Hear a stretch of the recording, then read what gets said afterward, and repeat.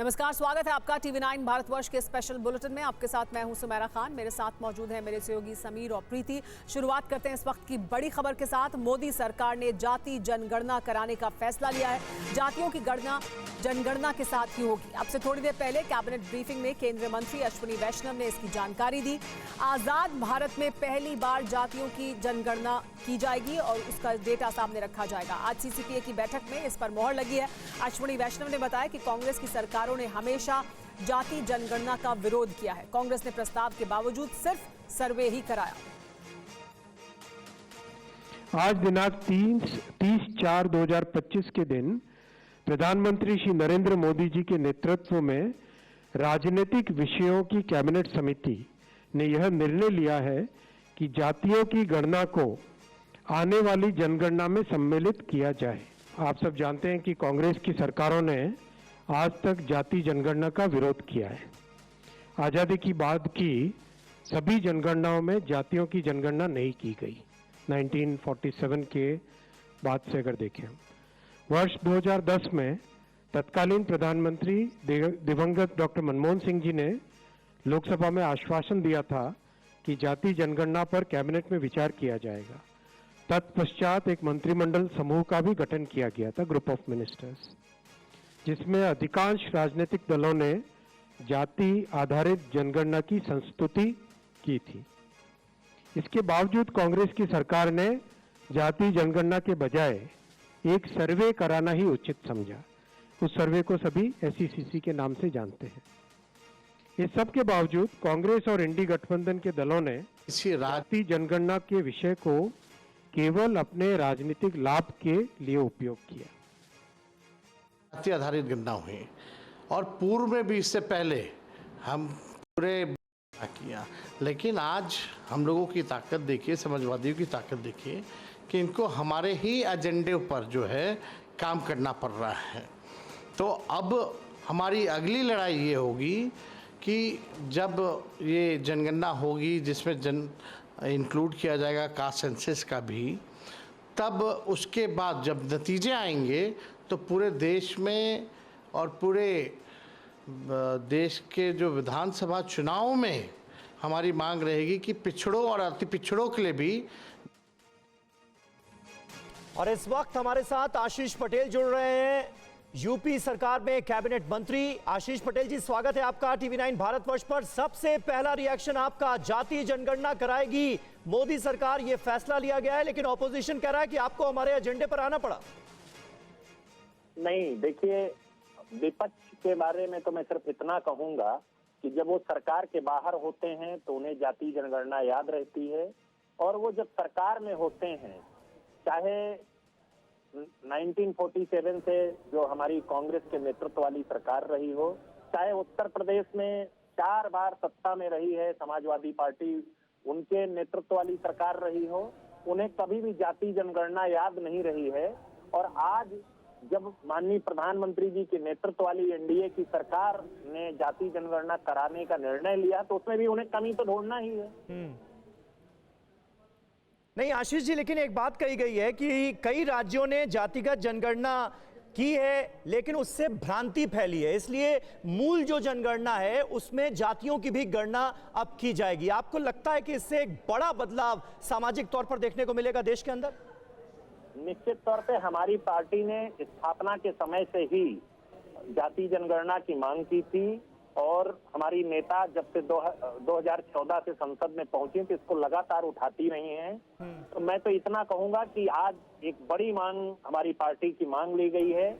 मैं धन्यवाद देना चाहता हूं अपनी पार्टी की ओर से माननीय प्रधानमंत्री जी को कि उन्होंने इतना बड़ा वंचित वर्ग के हित में निर्णय लिया है। वो उनके नेतृत्व के अंदर ही इस तरह का निर्णय संभव था। जिस प्रकार से उन्होंने केंद्रीय विद्यालय, नवोदय विद्यालय और सैनिक स्कूल में पिछड़े वर्ग को आरक्षण देने का काम किया है, तो माननीय प्रधानमंत्री नरेंद्र मोदी जी की नेतृत्व वाली सरकार ही ऐसा निर्णय ले सकती। बहुत शुक्रिया आशीष पटेल जी हमसे बात करने के लिए। यूपी सरकार में मंत्री आशीष पटेल स्वागत करते हुए केंद्र सरकार के इस फैसले का। जाति गणना को लेकर लगातार पॉलिटिकल रिएक्शंस आ रहे हैं और एक और बड़ी खबर, जाति जनगणना पर सरकार के फैसले पर राहुल गांधी मीडिया से बात करेंगे। राहुल गांधी की शाम 7 बजे प्रेस कॉन्फ्रेंस है।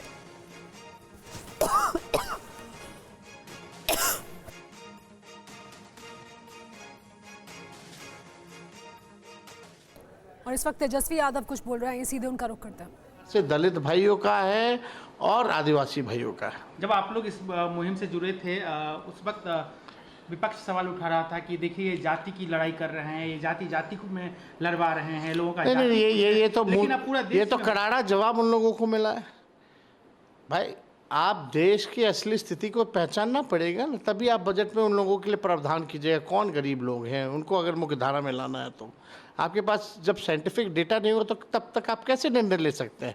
और जो अब तक बजट बनता आया है उसका क्या फ़ायदा हुआ है, ज़मीन तक नहीं पहुंचा, गरीबी नहीं मिटी है। कौन लोग हैं जो भूमिहीन लोग हैं, कौन लोग हैं नाला साफ करने वाले लोग, तो उनको हम लोगों को मुख्य धारा में लाना है, उनको आगे लेकर के चलना है, बराबरी का मौका देना है। तो बिना डेटा के तो हो नहीं सकता। तो जब डेटा आएगा तो उस हिसाब से प्रोग्राम्स भी होने चाहिए। और इसी खबर पर और ज्यादा जानकारी के लिए हमारे साथ आनंद पांडे जुड़ गए हैं, TV9 भारतवर्ष संवाददाता। आनंद, अहम फैसला है ये, इसे बहुत बड़ा राजनीतिक फैसला कहा जा सकता है, क्योंकि अभी से शुरू हो गए हैं बयान सामने आने। राहुल गांधी 7 बजे प्रेस कॉन्फ्रेंस करेंगे। इसी वक्त बिहार से प्रतिक्रिया सामने आ रही थी। हम अपने दर्शकों को बता रहे थे कि किस तरह से ये कहा जा रहा है तेजस्वी द्वारा कि हमारे एजेंडे पर आई है सरकार।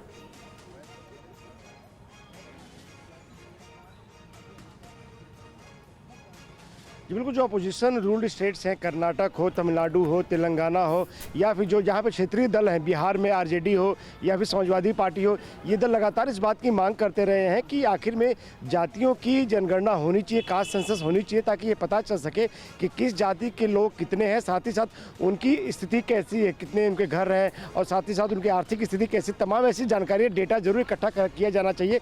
और इसके पीछे वो तर्क ये देते थे कि जिसकी जितनी हिस्सेदारी उसकी उतनी भागीदारी, यानी कि के हिसाब से फिर सुविधाओं का लाभ मिलना चाहिए। और सबसे बड़ी बात आके आ जाती है कि आरक्षण पे, कि आरक्षण का दायरा भी उसके हिसाब से बढ़ाया जाना चाहिए, लेकिन उसके लिए सबसे जरूरी है कि जाति जनगणना हो। तो एक लंबे समय से मांग की जा रही थी। राहुल गांधी ने भी इसको लेके कई बार संसद के अंदर, संसद के बाहर इस मामले को उठाया। अब सरकार ने आज इस बात का फैसला किया है कि जाति जनगणना होगी, लेकिन उसको जनगणना के साथ अहम फैसला है ये जो सरकार ने आज लिया है, जिसमें कहा गया है कि जातीय जनगणना भी कराई जाएगी जनगणना के साथ। और अब बात करते हैं भारत पाकिस्तान के बीच बढ़ते तनाव की। भारत ने सीज फायर उल्लंघन का विरोध किया है, ये इस वक्त की एक अहम खबर हम आपको बता रहे हैं। भारत ने पाकिस्तान से विरोध जताया है। सीज फायर वायलेशन जो हो रहा था पाकिस्तान की तरफ से, उसको लेकर विरोध जताया गया है। भारत पाकिस्तान में डीजीएमओ लेवल की बातचीत हुई।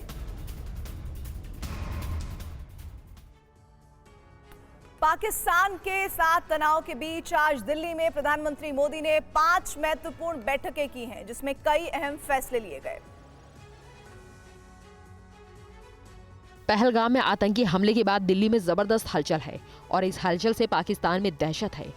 आज पीएम मोदी ने आतंक के खिलाफ एक्शन प्लान तैयार करने के लिए 4 बड़ी बैठकें की। सबसे पहले पीएम मोदी की अध्यक्षता में CCS यानी कैबिनेट कमेटी ऑन सिक्योरिटी की बैठक हुई। ये मीटिंग करीब 20 मिनट चली, जिसमें गृह मंत्री अमित शाह और रक्षा मंत्री राजनाथ सिंह शामिल थे। इसके बाद कैबिनेट की राजनीतिक मामलों की समिति CCPA की बैठक हुई। इस समिति की बैठक कई साल बाद हुई है। तीसरी बड़ी मीटिंग कैबिनेट के आर्थिक मामलों की कमेटी CCEA की हुई और अंत में पीएम मोदी ने कैबिनेट के साथ बैठक की। इन बैठकों को इसलिए भी बेहद महत्वपूर्ण माना जा रहा है क्योंकि हाल के दिनों में शायद ही ऐसा कोई मौका आया होगा जब इस तरह ताबड़तोड़ बैठकें हो रही हों। इससे पहले मंगलवार को पीएम मोदी ने NSA अजीत डोभाल, CDS अनिल चौहान और तीनों सेना प्रमुखों के साथ 1.5 घंटे तक हाई लेवल मीटिंग की थी। इन बैठकों से साफ है कि निर्णायक फैसले की घड़ी है और देश की भी यही मुराद है कि आतंक का समूल नाश हो। पहलगाम में आतंकी हमले के बाद केंद्र सरकार एक्शन में है। इस बीच राष्ट्रीय सुरक्षा सलाहकार बोर्ड का पुनर्गठन किया गया है।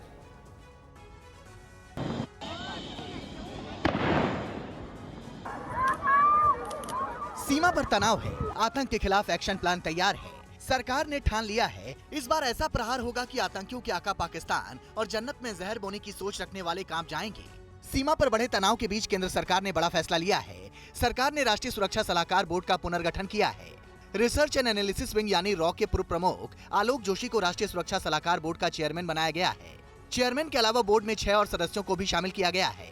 इनमें पूर्व पश्चिमी air command air marshal PM Sinha, पूर्व दक्षिणी सेना commander lieutenant general AK Singh और रियर एडमिरल मोंटी खन्ना शामिल हैं। ये सभी रिटायर्ड सैन्य अधिकारी हैं। दरअसल राष्ट्रीय सुरक्षा सलाहकार बोर्ड एक मल्टी डिसिप्लिनरी बॉडी है जिसमें सरकार से बाहर के लोग शामिल होते हैं। खास बात यह है कि इस बोर्ड में 2018 के बाद पहली बार बदलाव किया गया है। और एक बड़ी खबर है, आज रात 8 बजे सिंधु जल समझौते के मुद्दे पर बैठक होने जा रही है। गृह मंत्री अमित शाह और जल शक्ति मंत्री के बीच ये बैठक होगी। दोनों मंत्रालयों के अधिकारी भी इस मीटिंग में मौजूद रहेंगे। सिंधु जल समझौते पर रोक के भारत सरकार के फैसले के बाद ये दूसरी बड़ी बैठक होने जा रही है। और एक तरफ आज जहां सिंधु जल संधि पर दिल्ली में अहम बैठक है, वहीं सैटेलाइट से एक तस्वीर सामने आई है जिसमें देखा जा सकता है कि कैसे पाकिस्तान में चिनाब नदी सूख चुकी है। पहलगाम में आतंकी हमले के बाद भारत ने पाकिस्तान के साथ हुई सिंधु जल संधि को स्थगित कर दिया है। भारत के इस पलटवार से अब पाकिस्तान बूंद बूंद पानी के लिए तरस रहा है। अब चिनाब नदी की ये 2 सैटेलाइट तस्वीरें देखिए। पहली तस्वीर 26 अप्रैल की है जिसमें चिनाब नदी में पानी को देखा जा सकता है। दूसरी तस्वीर ठीक 3 दिन बाद यानी कि 29 अप्रैल की है जिसमें चिनाब पूरी तरह से सूखी दिख रही है। मतलब साफ है कि भारत की ओर से सिंधु जल संधि स्थगित किए जाने से पाकिस्तान की नदियों का पानी सूखने लगा है। पाकिस्तान के सियालकोट में तो चिनाब नदी पूरी तरह से सूख चुकी है। नदी का पानी सूखने से पाकिस्तान में खाद्य संकट गहरा सकता है। पानी न मिलने से फसलों के खराब होने की आशंका बढ़ गई है। कई इलाकों में पीने के पानी की किल्लत भी शुरू हो चुकी है। पाकिस्तान के पंजाब प्रांत में 90% खेती चिनाब नदी पर ही निर्भर है। भारत पाकिस्तान के बीच 1960 में सिंधु जल संधि हुई थी। दोनों देशों के संबंधों में चाहे जितने भी उतार चढ़ाव आए हों, लेकिन कभी भी जल संधि को निलंबित नहीं किया गया। लेकिन पहलगाम हमले से भारत इस बार इतना गुस्से में है कि उसने पहली बार जल संधि को स्थगित कर दिया है, जिससे पाकिस्तान में त्राहिमाम मचा हुआ है। पहलगाम आतंकी हमले के बाद पाकिस्तान दुनिया में एक बार फिर बेनकाब हो चुका है। इसके अलावा ये भी जानकारी सामने है कि टेरर फैक्ट्री चलाने वाला पाकिस्तान दुनिया भर में आतंकवादियों का निर्यातक भी है। आतंकियों की धरती पाकिस्तान पर अब बड़ा खुलासा हुआ है। 2018 में नवाज शरीफ ने माना था कि मुंबई में आतंकी हमलों में लश्कर शामिल था। परवेज मुशर्रफ भी मान चुके थे कि कश्मीर में दहशत फैलाने के लिए वो आतंकियों को ट्रेनिंग दे रहे हैं।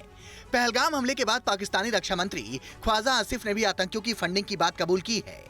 अब आपको बताते हैं कि कैसे पाकिस्तानी आतंकियों ने दुनिया में दहशत फैलाई। 2024 में रूस की राजधानी मॉस्को के कॉन्सर्ट हॉल में आतंकी हमला हुआ था। अब जांच में साफ है कि आतंकी हमलों के पीछे पाकिस्तान कनेक्शन था। ईरान में भी आतंकी संगठन जैश उल अदल हर दिन हमले करता है। कुछ दिन पहले इसी संगठन ने ईरानी सुरक्षा बलों को निशाना बनाया था। 2005 में लंदन में बम विस्फोट हुआ था। हमले में शामिल आतंकियों की ट्रेनिंग पाकिस्तान में हुई थी। दुनिया जानती है कि अमेरिका में 9/11 आतंकी हमलों का गुनहगार ओसामा बिन लादेन पाकिस्तान के एबटाबाद में छिपा था। बांग्लादेश में 2016 में गुलशन कैफे में धमाका हुआ था। आतंकी हमलों में शामिल जमातुल मुजाहिदीन को ISI ने ट्रेनिंग दी थी। बड़ी बात यह है कि लश्कर, जैश, हिजबुल, ISIS, खुरासान जैसे आतंकी संगठनों के कमांड सेंटर आज भी पाकिस्तान में मौजूद हैं। और पहलगाम आतंकी हमले को लेकर एक नया खुलासा हुआ है। हमले में आतंकी फारूक अहमद शामिल था। सोर्सेस के हवाले से यह अहम जानकारी सामने आई है। आतंकी फारूक लश्कर का टॉप कमांडर बताया जा रहा है। ओवरग्राउंड वर्कर्स का नेटवर्क इसी आतंकी ने तैयार किया था, यह भी पता चला है। पहलगाम आतंकी हमले को लेकर हर दिन नए खुलासे हो रहे हैं। अब हमले को लेकर आतंकी फारूक अहमद का नाम सामने आया है। ये लश्कर का टॉप कमांडर है जो इन दिनों POK में छुपा बैठा है। NIA सूत्रों के मुताबिक आतंकवादी फारूक अहमद ने ही पहलगाम हमले के लिए ओवरग्राउंड वर्कर्स का नेटवर्क तैयार किया था। इन्हीं ओवरग्राउंड वर्कर्स ने हमले में शामिल पाकिस्तानी आतंकियों की मदद की थी। जांच में यह भी पता चला है कि पिछले 2 सालों से इसी आतंकी के ओवरग्राउंड वर्कर्स की मदद से कई आतंकी हमलों को अंजाम भी दिया जा चुका है। 22 अप्रैल का पहलगाम आतंकी हमला भी इसमें शामिल है। कुपवाड़ा के रहने वाले इस आतंकी को घाटी के पहाड़ी रास्तों की अच्छी जानकारी है, जिसकी वजह से ये पाकिस्तान से लगातार कश्मीर के आतंकियों की घुसपैठ कराता रहा है। 1990 से 2016 तक ये लगातार पाकिस्तान और भारत आता रहा था। खबर है कि पहलगाम आतंकी हमले के बाद पाकिस्तानी फारूक अहमद कई साथियों को हिरासत में लिया गया है। पिछले 2 साल से फारूक अहमद सिक्योर्ड ऐप के जरिए पाकिस्तान में बैठकर अपने नेटवर्क के लोगों से बात कर रहा है। कुछ दिन पहले आतंकी फारूक अहमद के घर को भी सुरक्षा बलों ने जमींदोज किया था। जंग की आड़ से पाकिस्तान की हालत खराब है। आतंकी मुल्क को लग रहा है कि अब उसका आखिरी वक्त आ गया है। हर हथकंडा आजमाकर, हर पैंतरा लगाकर, हर तिकड़म भिड़ाकर आतंकी पाकिस्तान अब भारत के प्रतिशोध से बचने की तरकीब लगा रहा है। जंग की आहट से आतंकियों की धरती पाकिस्तान में कोहराम मचा है। पाकिस्तान के नेताओं और आर्मी के अफसरों को सोते जागते, उठते बैठते सिर्फ भारत की कार्रवाई का डर सता रहा है। पाकिस्तान की ग्वादर बंदरगाह पर भी दहशत का मंजर दिखाई दिया। ग्वादर पोर्ट से जंगी जहाजों को हटा दिया गया है तो नेवल शिप की समंदर में तैनाती भी कर दी गई है। कुछ दिन पहले ग्वादर पोर्ट पर 6 शिप थे, आज पूरा ग्वादर पोर्ट खाली हो गया है। पाकिस्तान के ग्वादर पोर्ट पर हलचल थम गई है। यहाँ से सभी युद्धपोतों को हटा दिया गया है। 6 वॉरशिप भी अब पाकिस्तान की नेवी ने समंदर में अलग अलग लोकेशन पर तैनात किए हैं। तो पाकिस्तान के ओरमारा पोर्ट पर फिलहाल 4 नेवी शिप मौजूद हैं। भारत के खौफ से पाकिस्तान की नेवी अब इन जंगी जहाजों को भी शिफ्ट करने की तैयारी कर रही है। बड़ी बात यह है कि भारत के संभावित हमले के डर से पीएन बाबर और पीएन रिजवान जैसे युद्धपोतों की भी समंदर में लोकेशन बदल दी गई है। इसके अलावा पीएन जुल्फिकार को भी समंदर में शिफ्ट कर दिया गया है। पाकिस्तान ये मानकर बैठा है कि अब उसके गुनाहों का हिसाब होने वाला है। भारत के एक्शन से पाकिस्तान में जबरदस्त खौफ है। पाकिस्तान में लगातार लड़ाकू विमान उड़ते हुए दिखे हैं। एलओसी पर दिखाई दिए हैं पाकिस्तानी फाइटर जेट।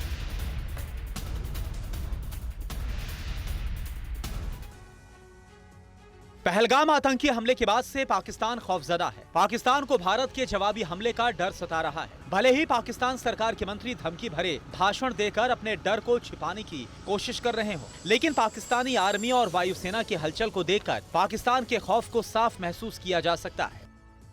पाकिस्तान में लगातार फाइटर जेट उड़ान भर रहे हैं। पाकिस्तान ने अपने एयरबेस को अलर्ट कर दिया है। पाकिस्तानी सेना के काफिले मूवमेंट करते हुए दिखाई दे रहे हैं। पाकिस्तानी आर्मी चीफ असीम मुनीर की सेना ने टैंक्स को बॉर्डर पर भेज दिया है। पीओके से आतंकवादियों को शिफ्ट किया जा रहा है। इसके अलावा पाकिस्तान ने अपने सैन्य ठिकानों पर हाई अलर्ट जारी कर दिया है। पाकिस्तान के पास करीब 30 मिलिट्री बेस है।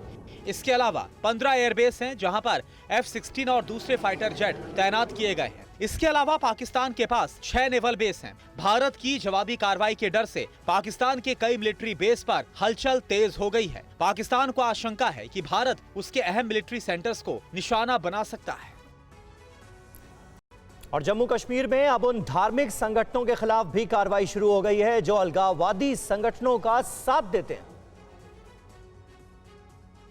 सुनिए, तमाम लोगों को इत्तला दी जाती है कि मरकजी सरकार की तरफ से श्रीनगर पुलिस ने चेतावनी जारी की है। लोगों से इत्तेहाद उल मुस्लिमीन और अवामी एक्शन कमेटी से अलग होने को कहा जा रहा है। 11-15 लाउड स्पीकर में इसका ऐलान किया गया। कई इलाकों में बाकायदा पुलिस की टीमों ने लोगों से कहा कि वो इत्तेहाद उल मुस्लिमीन और अवामी एक्शन कमेटी से दूरी बनाएं, अलग रहें, नहीं तो फिर कार्रवाई के लिए तैयार रहें। इसी तरह मरकजी हुकूमत ने ज़ेर नोटिफिकेशन नंबर 11 लाउड स्पीकर से ऐलान के साथ साथ कई जगहों पर पोस्टर भी लगाए गए हैं।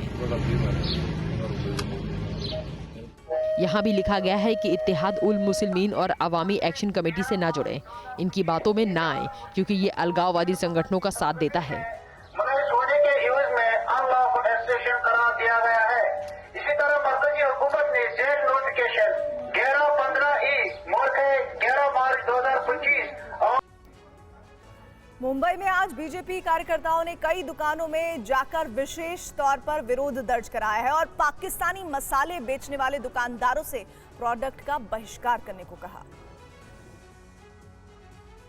हम इस वक्त माहिम के कपड़ा बाजार इलाके में मौजूद हैं और मुंबई में पाकिस्तानी प्रोडक्ट को लेकर भारतीय जनता पार्टी की माइनॉरिटी डिपार्टमेंट, माइनॉरिटी सेल और बेसिक सेल ये सड़क पर उतरी है। इनका ये कहना है कि पाकिस्तानी प्रोडक्ट को बैन किया जाए, भले ऐसे ढाबे हों, होटल्स हो, किराने की दुकान हो, शॉप हो, सब जगह से पाकिस्तानी प्रोडक्ट को बैन किया जाए। ये पाकिस्तानी प्रोडक्ट है शान मसाला, आप देख सकते हैं शान मसाला, स्पेशल बॉम्बे बिरयानी और ऐसे कई मसाले हैं, नूर मसाला है, शालीमार मसाला है, नेशनल मसाला है। ये सब पाकिस्तान मेड और पाकिस्तान से वाया सऊदी अरब मेड मसाले आते हैं। ये निवेदन देने के लिए इस ढाबे में जा रहे हैं कि इस पाकिस्तानी मसाले को आप अपने इस ढाबे पर इस्तेमाल ना करें। जो इस्तेमाल कर रहे हैं उनको ये कहा जा रहा है कि वो अगर इस्तेमाल कर रहे हैं तो वो इन मसालों को जो है तुरंत बैन करें। ये पाकिस्तानी मसाला है जिसे वो ना अपने ढाबे पर इस्तेमाल करें, ना दुकानों में बेचें, ना ही किसी ग्राहक को दें।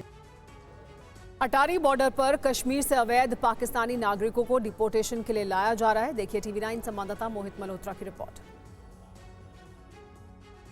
कश्मीर में अवैध तरीके से रह रहे पाकिस्तानी नागरिकों को वापस उनके वतन भेजा जा रहा है। इस वक्त आप देखिए अटारी बॉर्डर पर जम्मू कश्मीर पुलिस की बसें हैं जो कि कई पाकिस्तानी नागरिक जो कि रह रहे थे अवैध तरीके से उनको लेकर पहुंची हैं। और इसके साथ ही आप देखिए एक गाड़ियों का काफिला है जिसमें जम्मू कश्मीर पुलिस की बसें हैं। रात से ही लगातार जम्मू कश्मीर की जो गाड़ियां हैं वो यहां पर आ रही हैं, उसमें ज़्यादातर पुलिस की गाड़ियां हैं और कुछ गाड़ियां हैं जो कि Jammu Kashmir road transport corporation की गाड़ियां हैं जिसके अंदर भी अवैध तरीके से रह रहे पाकिस्तानी नागरिकों को वापस भेजा जा रहा है। हालांकि ये पूरा का पूरा जो अभियान है इसको लेकर जो अधिकारी यहाँ पर पहुँचे हैं जम्मू कश्मीर पुलिस के, वो कुछ भी कहने से बच रहे हैं। ये BSF के साथ जम्मू कश्मीर पुलिस के अधिकारी जो हैं वो कोऑर्डिनेट कर रहे हैं, उनको बता रहे हैं कि इन लोगों को वापस डिपोर्ट किया जाना है। और यहाँ पर लगातार सिलसिला। सर कितने लोगों को लाएं आप कश्मीर से? तो अब देखिए अभी जो जम्मू कश्मीर पुलिस के अधिकारी हैं वो बात करने को तैयार नहीं है। और महाराष्ट्र के जालना से एक परिवार 21 अप्रैल को पहलगाम घूमने गया था। आतंकियों की तस्वीरें और स्केच सामने आने के बाद आदर्श राउत नाम के शख्स ने एक बड़ा खुलासा किया है। वहाँ पे घोड़े से ऊपर गया और मेरे मम्मी पापा की उम्र ज्यादा है इसलिए वो नीचे थे। और ऊपर जब मैं गया वो बहिसरन वैली के वहाँ पे एक मैगी का स्टॉल था जहाँ पे मैं मैगी खाने के लिए रुका और वहाँ पे 5-6 लोग आए। उनमें से एक इंसान ने मुझसे पूछा था कि आप कश्मीरी हो क्या? मैंने कहा मैं यही से हूँ। आप कहाँ से हो ऐसा पूछा था उन्होंने। फिर मैंने बोला मैं यही से हूँ। फिर उन्होंने बोला आप कश्मीरी नहीं लगते, आप हिंदू हो क्या? ऐसा उन्होंने मुझे पूछा और मुझे वो थोड़ा मतलब ऑड लगा, ऐसा कोई पूछता नहीं किसी को कुछ। और फिर उसके बाद वो आपस में बात कर रहे थे उनकी कश्मीरी या कोई जो भी लोकल लैंग्वेज में, और मुझे ऐसा समझ में आया कि वो ऐसा बात कर रहे थे कि वहाँ पे आज भीड़ बहुत कम है। और फिर दूसरे दिन जब ये हल्ला हुआ, मैं मेरे मम्मी पापा और पूरे देश भर से आए हुए जितने भी वहाँ पे पर्यटक थे, कोई पूरे होटल के बाहर निकला नहीं था। इतना तनाव का, इतना शॉकिंग वो इंसिडेंट था हमारे लिए, तो हम पूरे रूम में ही बंद थे। पहलगाम हमले के बाद से सरहद पर तनाव है। पाकिस्तान सीजफायर कर रहा है जिसका मुंहतोड़ जवाब भारतीय सेना दे रही है। इंटरनेशनल बॉर्डर से TV9 संवाददाता अंकित भट्ट की रिपोर्ट देखिए। इस समय मैं मौजूद हूं भारत पाकिस्तान अंतर्राष्ट्रीय सीमा के ग्रामीण इलाके में। हम आपको लोकेशन नहीं बताएंगे, लेकिन आपको बता दें कि अंतर्राष्ट्रीय सीमा से लेकर लाइन ऑफ कंट्रोल पर भारतीय सेना BSF बेहद ज़्यादा अलर्ट मोड पर है। वहीं जम्मू संभाग के अलग अलग इलाकों में एंटी टेरर ऑपरेशन जो है आतंक के खिलाफ भी चलाए जा रहे हैं। जो आप तस्वीरों में देख रहे हैं, कई आपको घर दिख रहे होंगे, ये पाकिस्तान का सियालकोट इलाका है। और प्रगवाल सेक्टर जो है वहाँ पर अंतर्राष्ट्रीय सीमा के प्रगवाल सेक्टर में भी पाकिस्तान ने सीज फायर का उल्लंघन किया है, तो वहीं भारतीय सेना ने पाकिस्तान को मुंह तोड़ जवाब दिया है। जिस तरीके से लगातार पाकिस्तान सीज फायर का उल्लंघन कर रहा है, तो वहीं भारतीय सेना लगातार पाकिस्तान को उसी की भाषा में जवाब भी दे रही है। अंतर्राष्ट्रीय सीमा हो या फिर लाइन ऑफ कंट्रोल, भारतीय सेना और BSF बेहद ज़्यादा अलर्ट है। कैमरा पर्सन अनुदीप शर्मा के साथ अंकित भट्ट, TV9 भारतवर्ष के लिए। जम्मू कश्मीर के पूर्व CM गुलाम नबी आज़ाद ने TV9 भारतवर्ष से खास बातचीत में कहा कि कल PM मोदी ने जो फैसला लिया है वो काफ़ी अच्छा है। सेना पाकिस्तान को सबक सिखाएगी, लोगों को समय देना चाहिए। हम तो पहले दिन से कहते थे कि ठीक है, लोगों के जज्बात है, लोग चाहते हैं कि एक्शन लेना है। पॉलिटिकल पार्टी से भी, आम जनता से भी, कि इस वक्त सबको संयम रखने की ज़रूरत है, सबको इकट्ठे रहने की ज़रूरत है। इस तरह बदले लेने की, धर्म के नाम पे बदला लेने की कोई ज़रूरत नहीं। इस वक्त एक हो जाओ, वही हमारी शक्ति है, वही ताकत है। अगर हमको आज तक कोई बांट नहीं सका है बड़ी बड़ी ताकतें भी, तो इसलिए कि हम इकट्ठे रहे हैं, हम एक रहे हैं।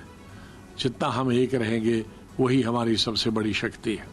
विपक्ष की पार्टियां संसद के विशेष सत्र की मांग कर रही है। आप सीनियर पार्लियामेंटेरियन रहे हैं, आपकी क्या राय है कि एक स्पेशल सेशन बुलाया जाना चाहिए इस पूरे मसले को डिस्कस करने की? अब जम्मू कश्मीर की गवर्नमेंट ने वहाँ जब ऑल पार्टी मीटिंग थी जिसमें मैं था और उसके दूसरे तीसरे दिन बाद उन्होंने सेशन किया तो बहुत अच्छा, उसका क्रेडिट तो पूरे सीएम को चला गया। पहलगाम में आतंकी हमले के खिलाफ अमेरिका के अटलांटा में भारतीय समुदाय के लोगों ने प्रदर्शन किया और आतंकियों के खिलाफ सख्त एक्शन की मांग की। पहलगाम में पाकिस्तान प्रायोजित आतंकवादियों की कायराना करतूत से पूरा देश गुस्से में है और आतंक के सफाई की मांग हो रही है। तो वहीं अब विदेश में रहने वाले भारतीय भी आतंक के खिलाफ सड़कों पर उतर गए हैं। ये वीडियो अमेरिका के अटलांटा का है, जहां भारतीय प्रवासी समुदाय के लोगों ने प्रदर्शन किया। बट हालात ऐसे हैं, उस तरफ वो लोग जो है, भारत में राजांग का प्रामुख्यता है, वहाँ उनका राजांग इतना मजबूत नहीं, इसीलिए उनके सेनाओं ने बड़ा कब्जा कर लिया है और सेना ने वो बात चला रही है फॉरेन पॉलिसी की। और वो लोग, हम समझते हैं कि अगर वहां से टेररिज्म आ रहा है, उनके सेना के एक्टिव कोऑपरेशन के बाहर हो नहीं सकता। प्रदर्शन में कई अमेरिकी नागरिक भी शामिल हुए। इस दौरान लोगों ने अपना दर्द भी साझा किया, साथ ही पहलगाम में मारे गए लोगों को श्रद्धांजलि दी। ये कावर्डली एक्ट जो टेररिस्ट ने किया है, it has to be condemned, it has to response, और उसको इतनी अच्छी तरह से रिस्पॉन्स करना चाहिए कि सभी भारतीयों को लगना चाहिए कि टेररिज्म इज नॉट अलाउड। और पहलगाम आतंकी हमले के बाद जम्मू कश्मीर में सैलानियों के आने का सिलसिला एक बार फिर शुरू हो गया है। ताज़ा हालात कैसे हैं, इस रिपोर्ट में देखिए। तस्वीर श्रीनगर के डल झील की है, जहां एक बार फिर सैलानियों के आने से घाटी की रौनक लौटने लगी है। 22 अप्रैल को पहलगाम आतंकी हमले के बाद घाटी में मौजूद सैलानी दहशत में वापस लौटने लगे थे, लेकिन जम्मू कश्मीर में सुरक्षा बंदोबस्त से सैलानियों का खौफ खत्म होने लगा है और लोग एक बार फिर से अपने तय कार्यक्रम के मुताबिक यहाँ आने लगे हैं। हाँ, जरूर आना चाहिए। डरने की वैसी कोई बात नहीं है। People are very nice. तो आपने एंजॉय किया डल लेक? हाँ, डल लेक में एंजॉय किया, शिकारा राइड पे गए और फिर श्रीनगर घूमे कल, तो सब ठीक था, कोई प्रॉब्लम नहीं थी। बैंगलोर से आए हैं और कोई प्रॉब्लम नहीं है। हम लोग 2 दिन शिकारा में रुके यहाँ पे और पूरा श्रीनगर घूमे, कोई प्रॉब्लम नहीं है, एब्सोल्युटली सेफ। तो जो लोग डरते हैं आने? नहीं, कोई बात नहीं है। मेरे को, हम लोग आज जो है गोंडुला जा रहे हैं, गुलमर्ग जा रहे हैं। तो हम तो 10 दिन के लिए आए हैं। हमने 3 महीने पहले प्लान बनाया था, हमने तो कैंसिल नहीं किया। आपको बता दें कि पहलगाम हमले के बाद कश्मीर आने वाले सैलानियों ने एडवांस बुकिंग कैंसिल करनी शुरू कर दी थी, जिसके चलते यहाँ होटल कारोबारियों को भारी नुकसान पहुंचा।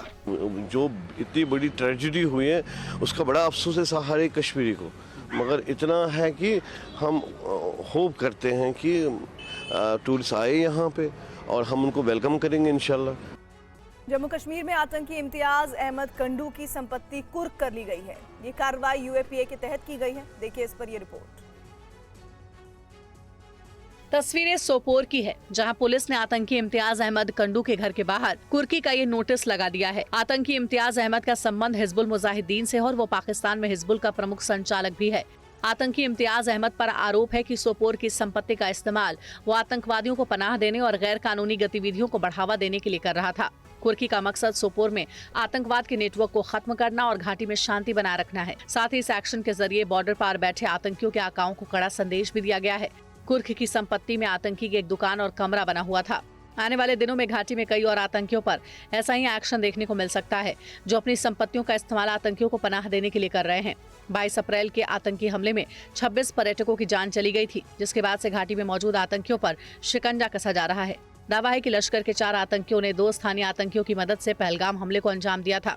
इसी कड़ी में घाटी में मौजूद आतंकियों के घरों को भी ढाया जा रहा है। अंतर्राष्ट्रीय उथल पुथल के बावजूद भारतीय टेक्सटाइल इंडस्ट्री का प्रदर्शन बढ़िया रहा है। 31 मार्च 2025 को खत्म हुए वित्त वर्ष में टेक्सटाइल एक्सपोर्ट ने शानदार ग्रोथ हासिल की है। देखिए ये रिपोर्ट। भारतीय कपड़े और परिधानों की मांग विदेशों में लगातार बढ़ रही है। भारत से इनका निर्यात लगातार बढ़ रहा है। वित्त वर्ष 2024-25 में भारतीय कपड़े और परिधानों के निर्यात में अंतर्राष्ट्रीय उथल पुथल के बावजूद अच्छी बढ़ोतरी हुई है।